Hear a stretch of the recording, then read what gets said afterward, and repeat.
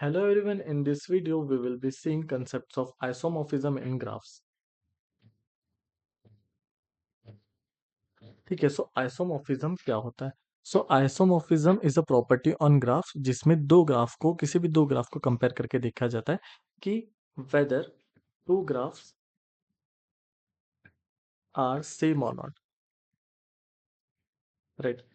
And if both are same we say that they are iso.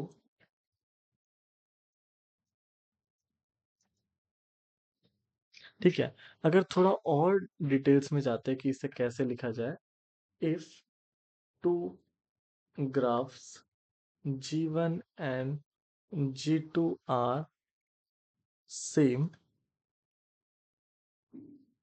and only differs in the way they are drawn, ठीक है? सो इसका मतलब क्या है कि दो ग्राफ पूरे सेम है, सिर्फ उनमें डिफरेंस है कि वो लोग अलग तरीके से बनाए गए हैं। सो फॉर एग्जांपल मैं आपको पहला एक ग्राफ दिखाता हूँ। ये हो जाएगा हमारा G1, तो एक्स वाई जेड डब्ल्यू, और ये मेरा हो गया ग्राफ, और मैं कर देता हूँ ए बी सी डी। ये हो गया मेरा दूसरा graph. So if you can see both the graph are exactly same, X से जेड, जेड से डब्ल्यू, डब्ल्यू से वाई, और यहाँ सी से ए से बी एंड बी से डी। इन दोनों ग्राफ में फर्क क्या है? सिर्फ कि ये जो ग्राफ है ये मतलब नीचे साइड है, राइट? ऐसे ऊपर से नीचे आके फिर ऊपर जा रहे हो, ऊपर से नीचे से ऊपर जाके फिर नीचे आ रहा है। Both are totally same. कह सकते हैं कि ये जो ग्राफ जीवन है, अगर मैं इसे उल्टा घुमा देता हूँ, मान लो इसको मैं जीवन कहता हूँ, अगर इसको 180 डिग्री से उल्टा घुमा देता हूँ तो मुझे जी2 मिल जाएगा, राइट? सो ये दोनों ग्राफ टोटली सेम है, only the difference is the way they are represented. तो दिस टू ग्राफ अगर जीवन है और जी टू है, तो मैं कह सकता हूँ कि जीवन इज आइसोमॉर्फिक टू जी2। This is symbol of isomorphism, ये वाला जो कॉन्ग्रुएंट का सिंबल रहता है। देन हम लोग एक और एग्जांपल लेते हैं कि मान लो ये हमारा एक ग्राफ है G3 G4।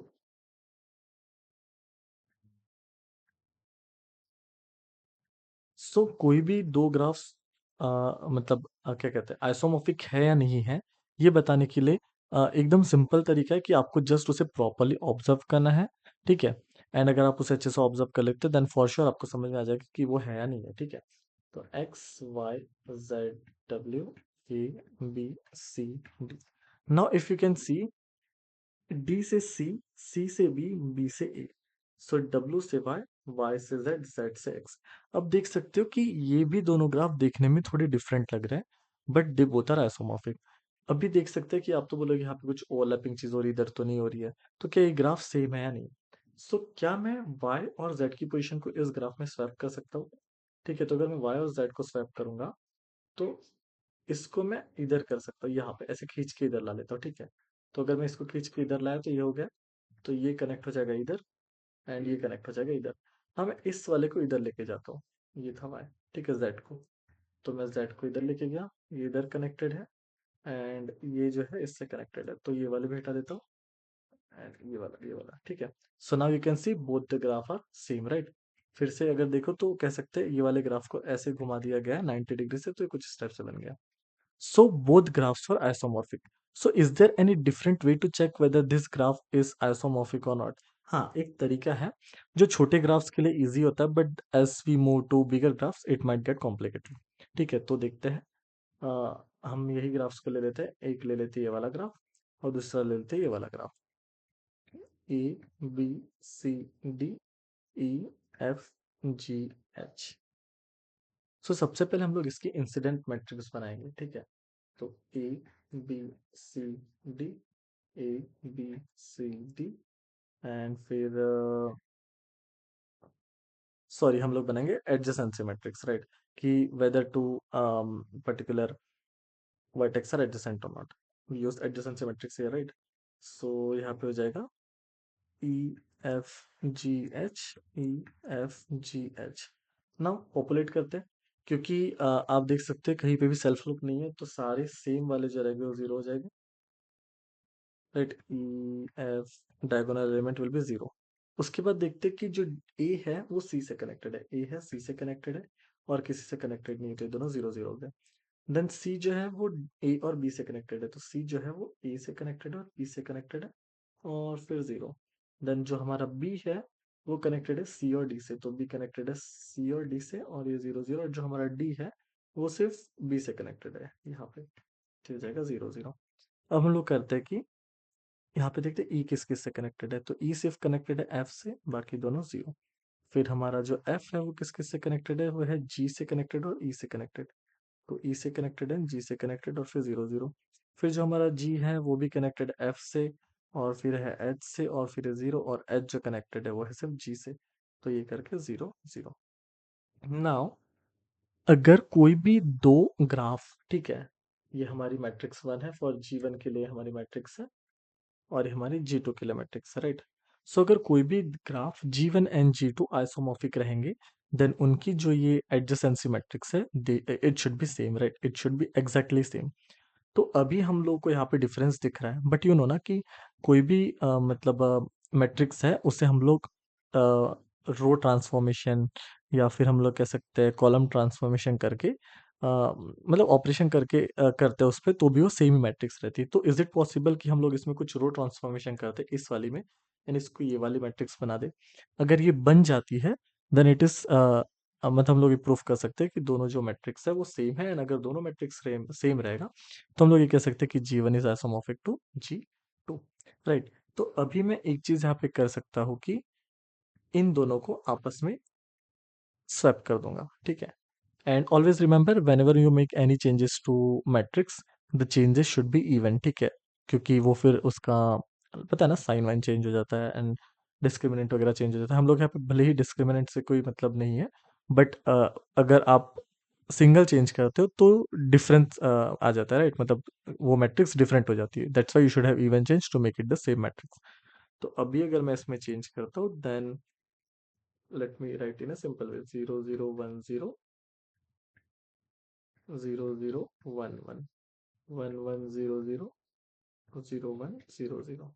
सो ये वाली जो मैट्रिक्स है इसको मैं ऐसे लिख सकता हूँ, 0 0 1 0, फिर ये हो जाएगा 0 sorry 1 1 0 and 0। Then we have 0 0 1 and we have this 1, then we have here 0 1 0 and 0, right।